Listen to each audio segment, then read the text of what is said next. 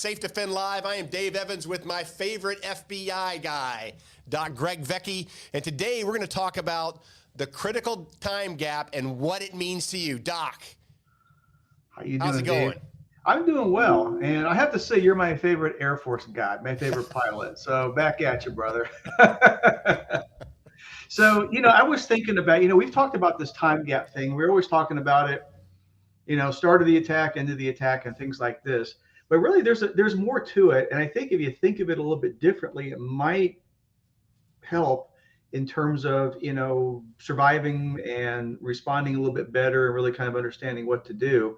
The time gap that we've talked about always with SafeDefend, and that's, kind of clearly where we are better, I feel, than any other vendor out there in terms of, notification and protection, because what we're trying to do is compress this time gap. And, you and I have had a number of conversations on this. This is the first time we talked about it. Won't be the last time. Nope. Because it's a problem because, people are thinking, okay, well, we're the police, we're the police, we're the police. And it's very disheartening and traumatic sometimes to realize that about 80% of the time you're on your own, right? They're just not going to be there. Not because they don't know what they're doing, not because they're incompetent or they're slow. Police departments respond within a minute in many of these situations, yet we've had dozens of people that get hurt or killed. So it's not about their response so much as it is a notification piece, how long that takes, because they can't respond until they're notified and know where they're going. And then of course when they arrive, where do they start? Many schools have multiple campuses, multiple high schools. Many workplace environments have got multiple buildings, offices, manufacturing areas, things like this. And then that presents a problem, right? And we've always talked about it in terms of the police stopping the attack. Can we compress the notification time for the police to start responding?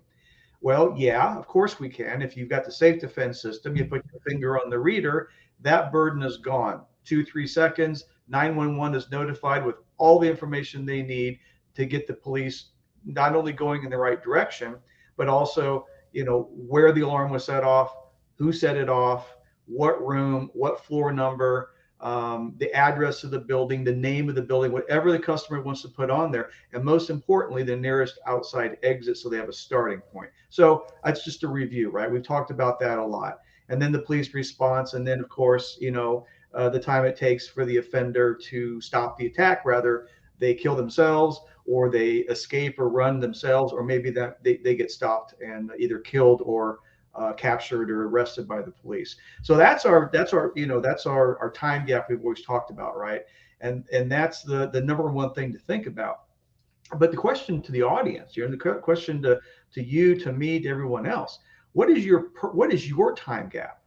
How do we break that down a little bit, right? Because what's the time gap from the time that you hear what appears to be an attack? And let's say that, what's your time gap to escape? What's your time gap to evade or lock down? What's your time gap to engage the offender? How can we compress that also for your own personal use, not just the time gap related to the police and them stopping everything? We always talk about that. Yep. So I just wanted to just touch a little bit, just briefly, on kind of turning that kind of inwards a little bit and making it a little bit more personal with people. Okay. So we've got the time gap regarding the start and end of the attack having to do with the police. Okay. But if you're looking at, for example, escape, right? Well, we all know that, you got to be prepared to escape. We don't just run out the door, right? So if we hear, first and foremost, something that sounds like a gunshot, people screaming, and we start, building this information to say, yes, this is bad, plus listening to your own body, as we've talked about, right? Our body knows a threat long before our head does, right? Before we can think about it. And, and then so the question is that don't hesitate.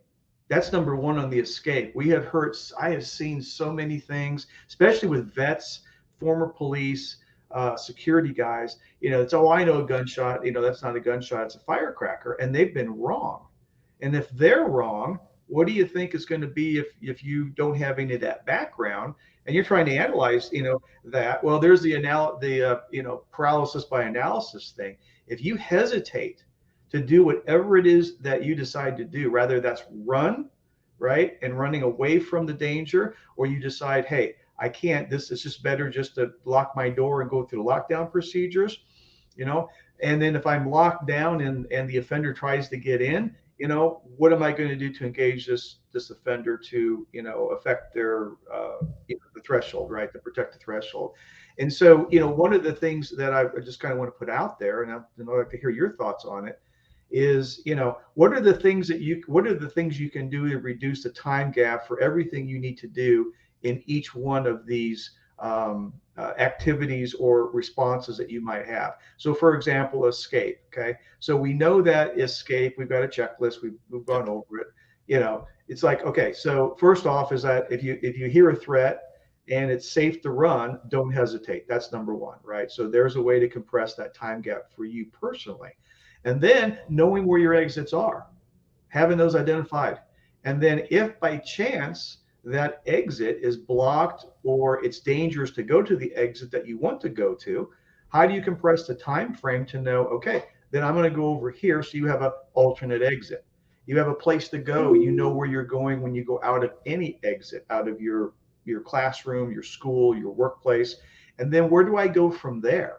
And then what do I need to do to protect myself in the event that, in the event of gunfire or an attack, or, keeping that distance and zigzagging and moving and, keeping off the X that we talk about all the time, right? And not gathering and stopping to help people along the way, as hard as that is, right? Get yourself safe and get your people that you are in charge of safe, like your kids or maybe other employees that need your help. All of those things, if you break it down, that's an opportunity in your training. It's an opportunity in just knowing your ground on how to reduce that personal time gap for each one of those. And then when you're talking about evasion or lockdown, kind of the same thing, have that lock on the door, right? That's going to save you time from keeping that door, barricading that door, where if it was locked, the offender probably isn't going to come in, at least based on what we know, right? Cover those windows, have stuff already pre-staged. If I have something pre-staged, like improvised weapons, let's say we don't have the SafeDefend system, we don't have the tools, we don't have the the baton, we don't have the pepper spray, we don't have the flashlight, all the stuff that you get if you get our system. But you've got other stuff besides a can of beans, right? Or a stapler. You get something that's a little bit better, right, than that, ready to go and pre-staged in your classroom, in your office, in case you need it. And then on top of that, have the heavy bookcase or the things that you can use that you're ready to go to push in front of that door to protect you from bullets coming in, or if by chance the door gets breached. Where do you go in the room to, the safer corner that we talked about that. If you know where to go, that's compressing your time gap of thinking about where do I go? I just know where to go because of the training. All this is, especially, the advantage that you have as in a school, the advantage you have in your own workplace is that you know the ground.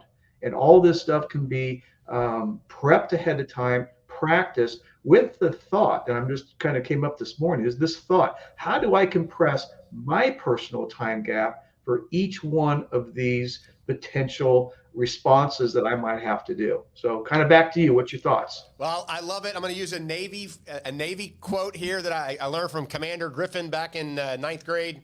The 7 P's: prior planning and preparation prevents piss poor performance. I'm going to tell everybody that if you are not planning, you are going to fail. And I'm going to give a real world training example that we had to go through here when I was flying airplanes. We went to the FAA to their smoke lab. And the idea is they put you in a fuselage with airline seats and they fill it up with smoke and they tell you to evacuate. Well, the first time you do it, it's not fun and it's very, very challenging, and you step on people and it's very uncomfortable. Then you go to the classroom and they talk through, what does your plan look like to reduce your time gap to get off that plane that's on fire, right? And they give you Techniques. Count the number of seats to the nearest exit. Know where your secondary exit is. How many seats is it from there to there? So when you can't see, you can do something else, right? So if you're a teacher in your school, if you're teaching a class in your classroom, what's your primary exit and what's your secondary exit? If you're going to evade, right? The second thing, if I can't get out of here, how am I barricading the door? What are we going to put in front of the door, and how are we going to do it, right? And then lastly, if he breaks the barrier, he or she breaks the barrier, what do I have to defend myself? If you answer those 3 questions and you think about it every time you walk in your classroom about what am I going to do if this happens, you've already reduced that critical time gap because you're prepared, right? Absolutely. The most challenging thing in the world, and we saw it in firefights in Afghanistan all the time doing Overwatch, is that something would kick off and they would freeze on the ground troops would freeze on the radio, right? Which delayed response to get assets on target to take care of them and help them. And there's a time from where that fight starts to when the asset can get there to neutralize the threat, right? So realize that's not a fault of the police. That's not a fault of the dispatcher. That's not a fault of the fighter pilot. It is just the reality of once something kicks off that's unexpected, there is a time period from notification to response. That's your critical time gap, like we've said 1,000 times. So the SafeDefend system, if you have it, is going to help you there because you're going to press your finger on one button, and that information is directly relayed to 911. No fog and friction, no confusion, clear and concise. Everybody gets rolling because they know it's a real deal. The second thing is now they've been notified. Now, what are you doing for the next 2 to 5 minutes until the authorities get there to start handling the situation? And that's what we're talking about. So remember the 7 Ps. Go into your classroom prepared, have a primary and secondary exit, know what you're going to use to barricade the door, and what tools do you have to defend yourself. Is that a pretty decent summary, Doc? That's a perfect summary.